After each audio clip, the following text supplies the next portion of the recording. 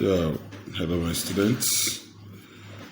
Just as promised, I want to give you the final class for today. It has been a very busy day, but all the same, I promise giving you this, so I intend to keep my promise. Now, the next thing we are doing the determination of utility, maximizing. I want to do this as much as possible. Maximizing combination of commodities subject to an income constraint.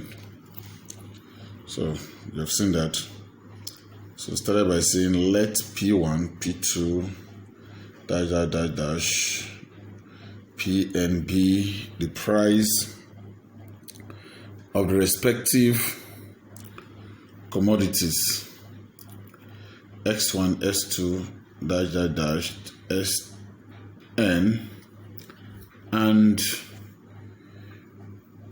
the consumer's money income subject to constraint of his fixed somehow. So I said the consumer, maybe I should look at it from here. I'm trying to see how you'll be able to get everything I'll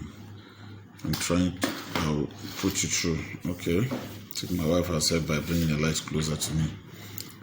All right. Thank you, my lovely wife. Now the consumer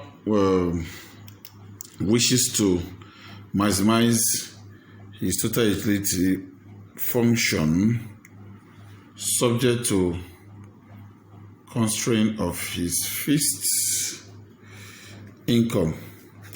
Now his budget constraint equation is given as P1 S1 plus P2 S2 plus P3 S3 plus dash plus Pn Sn equals to I. The I just stands for his income. Now the P1 X1, P2 S2, P3 S3 all stand for the specific amount that is spent on each commodity. The price of the commodity multiplied by the commodity itself. For example, you have this P1 X1. This completes is what is spent on commodity S1, and it's what is spent on commodity S2, P2, S2, P3, S3 is what is spent on commodity S3, like that, and the whole income is consumed. There is no savings here. Now, to find the utility maximizing combination of commodities, as for the whole commodities, subject to the constraint of income, we introduce a new function Z, which combines the total utility function to be maximized with the budget constraint equation. Okay, so if you look at this, the function is called the Lagrangian function. We've talked about this, like I said in earlier video, that we are doing the revision of what we have done before, and this is named after a French mathematician, Joseph Louis Lagrange, who lived between 1736 and 1813. He was born in 1736 and he died in 1813. Now the Lagrangian function is generally given as, this is a general way of representing it, Z equals f of x1, s2, s3, dash to equal to Sn plus this this called lambda is a constant. We'll talk more about it as we go on. I'll give you an explanation of what it stands for. Now, you take the income, subtract each amount that is spent, the amount that is spent on each product that I tell you earlier on, So subtract from the income. This what is spent on commodity X1, what is spent on commodity S2, that is P2 plus P2 times S2 minus like that until you get to the last commodity, what is spent on the last commodity. If you do that, this is actually going to be 0. And by the time you say your income minus what is spent on each commodity, and you have 0, and you multiply that by the constant, which is lambda, you're actually going to get 0 and the whole function will be as the initial one. But for the purpose of pedagogy, that is for the purpose of teaching and information, we had to bring in this for easier analysis, and you understand this as time goes on. Because without that, there are some things that you get from without this. There are some parts of the equations that you get later on that you get from this that you will not get if this is not here. But the bottom line of the whole thing is that this function is the same thing without this. So for the purpose of explanation, we had to introduce this to make the explanation of what we are deriving easier. Now, where lambda is called the Lagrangian multiplier and is assumed to be constant. It's assumed to be constant.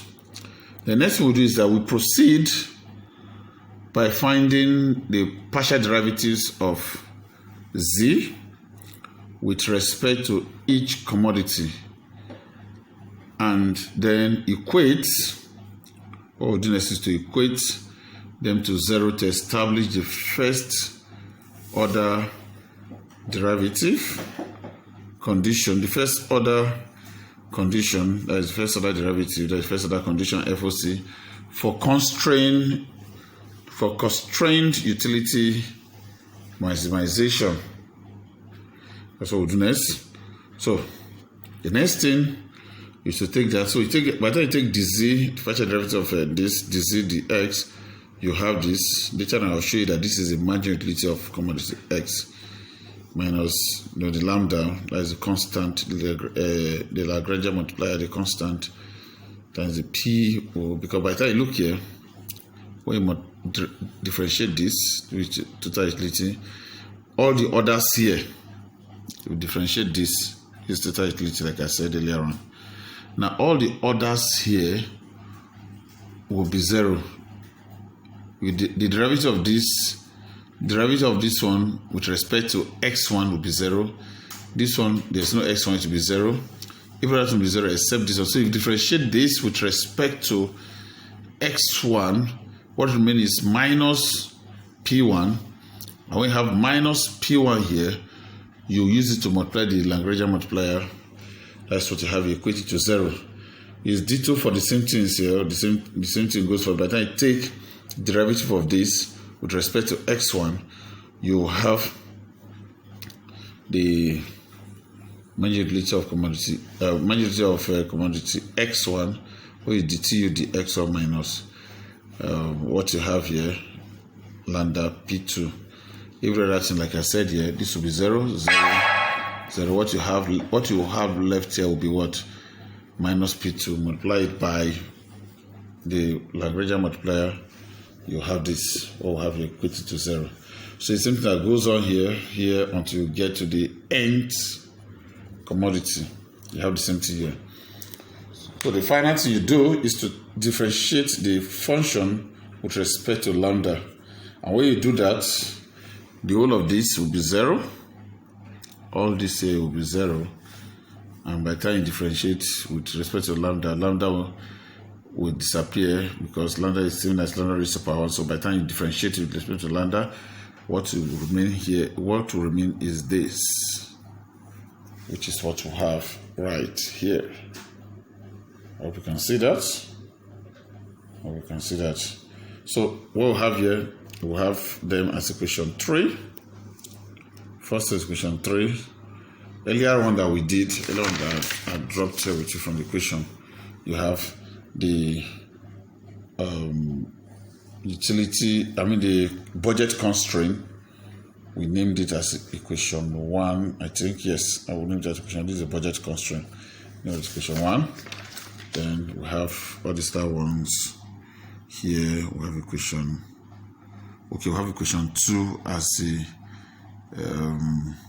Lagrangian function. So that is where we have this equation 2. Then we have equation 3, 4, 5, 6. Then the last one is, so we got to equation n. Okay, so this should have been equation n. Let's just leave it at that. But the essence is for you to understand what we're talking about, that you have to name the equations until you go to the one that we have to differentiate with respect to lambda. Now, the next thing that is expected of us is for us that we will solve equations 3 to n simultaneously to determine the consumption levels of the commodities that will maximize the total utility function. Now, to note that, like I said earlier on, that the TU, the X1 is the marginal utility of commodity X1, the TU, the X2 is the marginal utility of commodity S2, the TU, the S3 is marginal utility of commodity S3, until you get to the final one, the TU, the XN is marginal utility of commodity XN. Now, that of